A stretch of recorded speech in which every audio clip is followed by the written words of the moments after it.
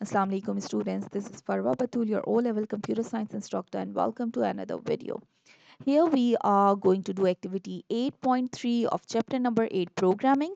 The activity says that in the high level programming language that your school has chosen to use, write and run your own program that calculates and displays volume of a cylinder. So let me quickly tell you that how we can calculate the volume of a cylinder. Here you have one cylinder.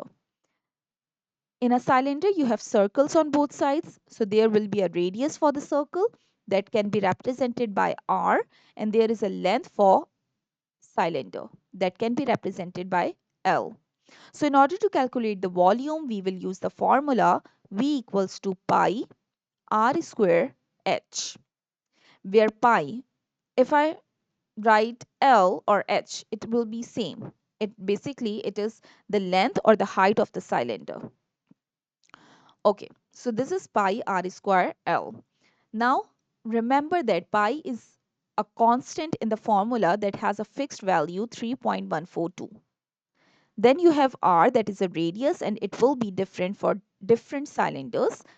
And L is also going to be a variable because it can be changed, depends upon your cylinders. If you have different cylinders with different lengths, then your L is going to be changed every time.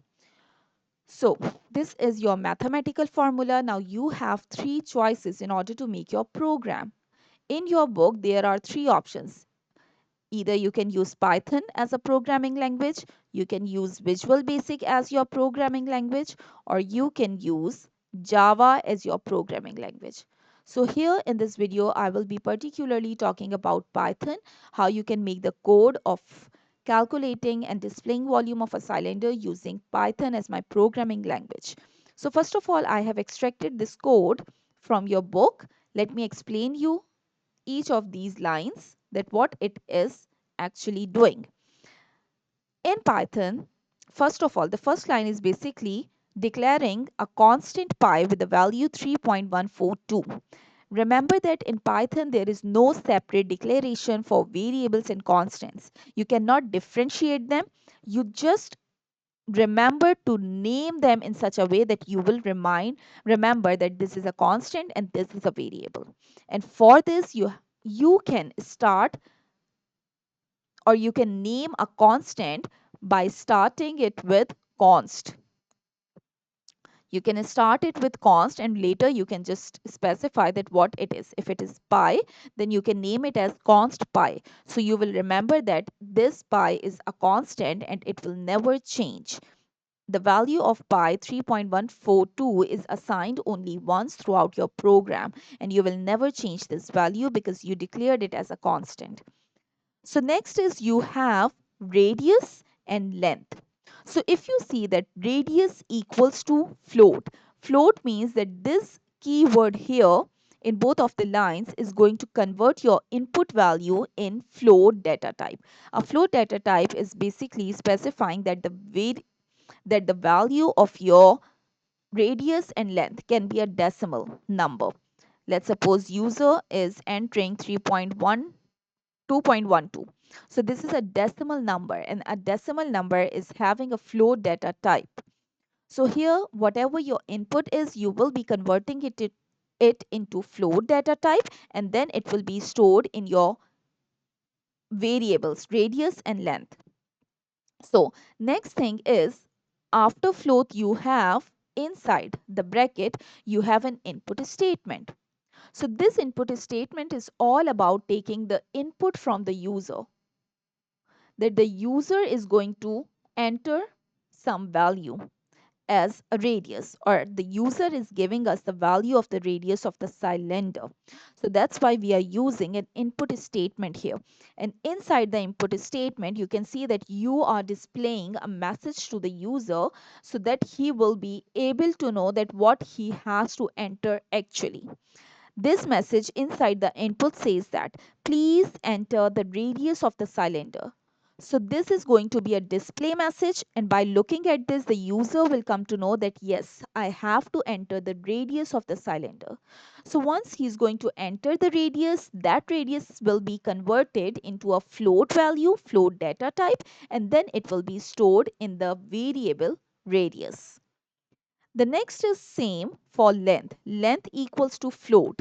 The keyword float here specifies that the value of length will be a decimal number, or the input of the user will be converted into a decimal number before it will be saved in the variable length. Inside float, you are using an input statement to get the input from the user, and inside the input statement there is a display message that is going to help the user to enter the length of the cylinder. So once the user will see this message, please enter the length of the cylinder, then the user is going to enter some value, let's suppose 5.1. This value will be converted into float data type in order to store in the variable length. So after that, once you get your const pi value, const pi is your constant with a value 3.142, and let's suppose radius that is being entered by user is 2.12, and length that is entered by your user is, let's suppose, 5.1. So when these three inputs are being saved in the variables and the constants, now the volume of the cylinder is going to be calculated. And look at the volume of the cylinder. It is volume equals to radius into radius. I already told you that it is pi r square h. So r square means that you can multiply radius two times, radius into radius. That's why it is in the formula multiplying radius into radius, and then it is multiplied with length. So this is, we can make it L because L and H are same, length or height of the cylinder, and then const pi is multiplied with this r square L and then pi. So once you are done with this formula, now here at this point the volume is being calculated and it is stored in your variable that is named as volume. So volume is now having a calculated value of the volume of the cylinder that is basically done by using these data inside the radius, length and const pi, constants and variables. Whatever the data was there, it was calculated using the formula, and the whole thing, the whole volume is being stored in the variable volume. So let's suppose after calculating this, we have a value 72.0. So this is being stored in volume, and then in order to display your volume to a user, what you will do, you will use a output statement.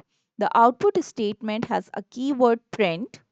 You will write print, and inside print you are going to show your message. So in quotations, remember that whatever you are going to write in quotations, it will be printed as it is, and whatever you are writing outside quotations will be treated as a variable, and the value of the variable will be printed. So now if I talk about this output statement, the user will see it as volume of the cylinder. Oh, sorry for this. Cylinder is, this is your display message. It is in quotations. That's why it will be printed as it is. And next, if you see here that the volume here is not in the quotation, so it will be treated as variable. And if you see, volume has a value 72.0, so it will be printed 72.0 here. So this is your final result. This is going to be displayed to the user. This is how you can do programming in Python. Let me quickly open Python editor for you and we will see that how this program is going to work there. Okay, so in order to open a Python editor, let me just quickly go to my Google Chrome here, and then I will be searching for Python online editor.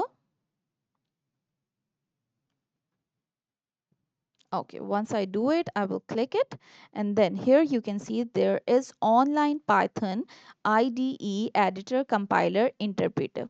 So you just open it, and this is your editor where you can write down your own program. So I will just erase this. This is your by default program.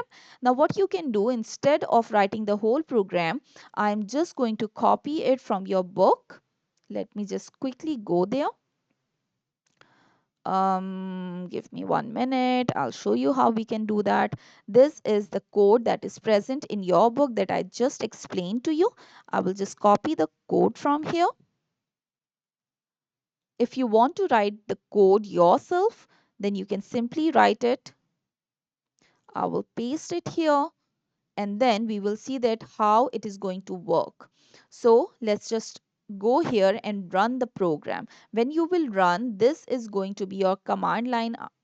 This is going to be your result. The result is going to be shown here in the next window. So let's just run it and see. Okay, now look over here down. Here it is.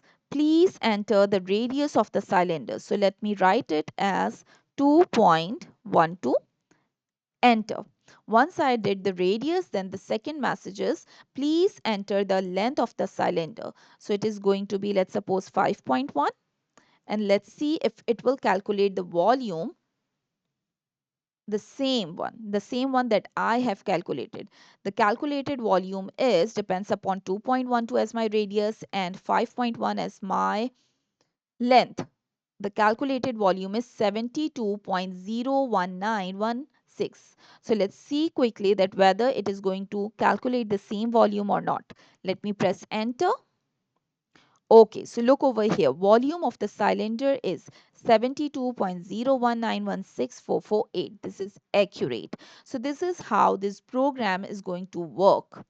Okay, I hope that everything is clear to you. Thank you so much for watching the video. In the next video, we will be talking about how we can write the same program, the calculation of volume of a cylinder in Java programming language. So stay tuned, stay connected, and do not forget to subscribe the channel. Bye bye.